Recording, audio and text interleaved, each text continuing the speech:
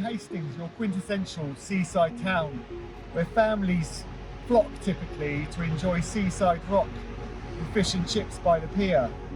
Right now, the council says it's facing a looming crisis because of its homeless situation. The council leader, Paul Barnett, says the number of homeless people residing here has increased fivefold in the last 2 years alone. A staggering 1,000 people now requiring temporary accommodation. The situation is so dire, the Hastings Council is asking for urgent government intervention. They simply cannot sustain this type of figure. If action is not taken, the repercussions for people living here could be very severe, in that the council could simply go bust and go under by March 2024. The house prices have definitely gone up a lot over the last few years. I think it's probably because a lot of people have moved down from London and put their prices up.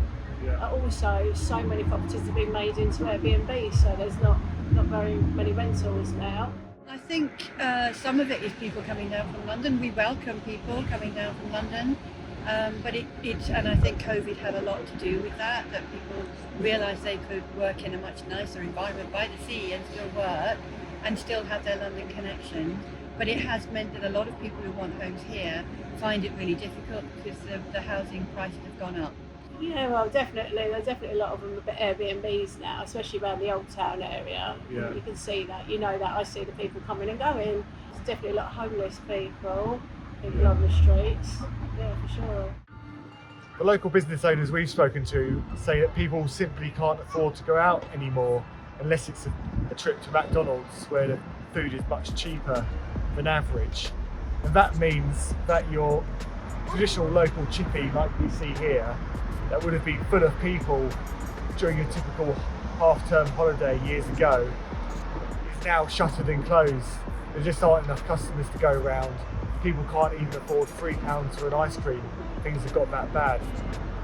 Is it the case that some people simply can't afford to pay their rent anymore because prices are going up? Oh God, yeah. Rents are ridiculous now. Yeah, I'm pretty lucky because we've been in ours a while and it's not gone up. But yeah, the landlords definitely putting the rents up, but they're changing them into Airbnbs as well and getting rid of them. How will the council going bust affect people in Hastings? Well, it's difficult to say, but for example, the roads around here, if you've noticed, are really bad at the moment.